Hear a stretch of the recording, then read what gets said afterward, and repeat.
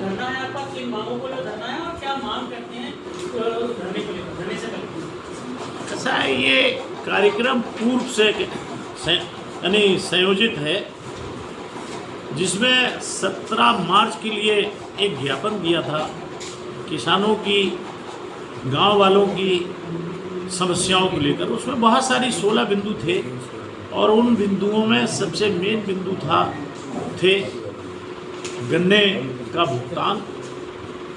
72 करोड़ रुपए की RC cut चुकी है ओसवाल चीनी मिल की, लेकिन ना आरसी की वसूली है और न किसानों के भुगतान के लिए शासन और प्रशासन की कान को जुड़े हुए हैं। दूसरे था जो छुट्टा जानवर हैं उनके द्वारा, चाहे कैजुअल्टी की बात करें, चाहे बड़ी मेहनत के बाद किसानों की फसल की बात करें, तो दूसरा ये था। तीसरा था कि धानों के हमने अवगत कराया था कि धानों के जो आपने क्रय केंद्र 10-12 क्रय केंद्र इकट्ठे मंडी में लगा दिए, वो मंडी में ना लगाकर जैसे हमेशा न्याय पंचायत स्तर पर लगते थे, तो ये भी मालूम रहता था कि कौन इसमें बिचौलिया तुलाने आया है या कौन किसान है, क्योंकि अड़ोस पड़ोस के गांव सब एक दूसरे को जानते थे। और मंडी के अंदर जब इनने वो लगाए तो बहुत सारा धान बाहर से आके बिचौलियों का तुला और किसान 8-8 दिन 10-10 दिन का मंडी पर पड़ा रहा भूखा प्यासा। और उसके धानों के लिए जो वाहन थे उनसे वाहन से माल बहुत चोरी हुआ। दूसरे गांव से चले तो 50 रुपये किराया वाहन का देना पड़ा, जो कि अगर न्याय पंचायत स्तर पर होता तो मुश्किल से 5 रुपये देने पड़ते। तो ये सब लूट मार जो हुई, तो उसको भी अवगत कराया कि गेहूँ के जब क्रय केंद्र खोलें तो मंडी में ना खोलकर आप न्याय पंचायत स्तर पर गोदाम बने हुए हैं कोऑपरेटिव की और एग्रीकल्चर विभाग की, उन पर खोले जाए। और इसी क्रम में और बहुत सारी समस्याएं थी, जिसमें एक समस्या ये भी बड़ी थी कि राशन की दुकान पर भारतीय जनता पार्टी के नेताओं ने अपना माल बेचना शुरू कर दिया। जैसे नमक जो 25-30 रुपए की थैली है उसे और ज़्यादा भाव में बेचा गया। तेल की शीशियाँ और तरह तरीके की कहना चाहिए सामान बिकवाने शुरू किए, जो पूरे नवाबगंज में लोग नाराज़गी व्यक्त करते हैं हम लोगों से। तो एक ये विषय था। और इसी क्रम में करीब 16 वो हैं, तो उन पर कहना चाहिए ज्ञापन दिया था।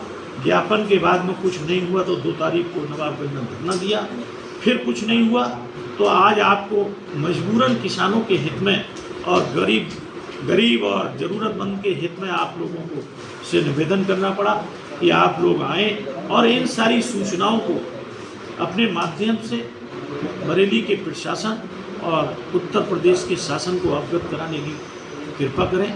शायद कुछ हो जाए, अगर नहीं होता है तो परसों 8 तारीख के लिए हम अपने घर से निकल के झंडे और डंडे के साथ में अकेले गांधी प्रतिमा पे तपती धूप में इसलिए बैठेंगे कि किसान उस समय गन्ना खोद रहा होगा। तो हम भी इन लोगों को जब हम पहुंचेंगे तो अत्यारी भी उन्हें एहसास हो गर्मियों में वो एसी में बैठ के वो छतरे उड़ाते हैं, और किसान जो अन्नदाता है वो खेतों में कहना चाहिए दोपहर में तपती दोपहरी में काम करता है। और शायद इन लोगों के कान पे जुड़ोगे। वैसे तो 70 से 75%, 80% जो यहाँ अधिकारी होंगे वो किसान के ही परिवार के होंगे, लेकिन जब सत्ता में बैठता है आदमी तो वो अपने बुजुर्गों के दुख और दर्द भूल जाता है। तो हम चाहते हैं आपके माध्यम से ये दुख दर्द उन लोगों तक पहुँचे। भाजपा सरकार में विकास नहीं हुआ, ये बड़ा वैसा विषय और बड़ा विषय है। विकास के नाम पर हम गांव के रहने वाले और हम 40 साल हो गए राजनीति में, 5 बार एमएलए रहे।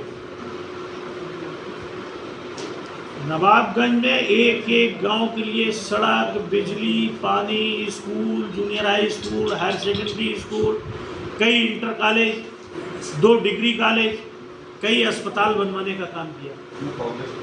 और जब भारतीय जनता पार्टी की बात है तो ये आपसे मेरा आग्रह है, जहां लूट की बात की है तो सर्वविदित है क्या हो रहा है, और वो पैसा तो पूरे विश्व के अंदर सबसे ज़्यादा नंबर 1 में भारतीय जनता पार्टी के पास है। विश्व के अंदर इनके खाते में। और 2 नंबर का भी आप लोग देख रहे हैं कि हरियाणा में कुछ नहीं था, हरियाणा में सरकार बन गई, महाराष्ट्र में कुछ नहीं था, सरकार बन गई, और कल ही परसों में बंगाल को भी, और कह भी दिया कि अगली बारी पंजाब की है। तो ये सब पैसे के खेल पे, बेईमानी के खेल पे, लूट के खेल पे सब हो गया है। लोकतंत्र खत्म हो गया। लोकतंत्र में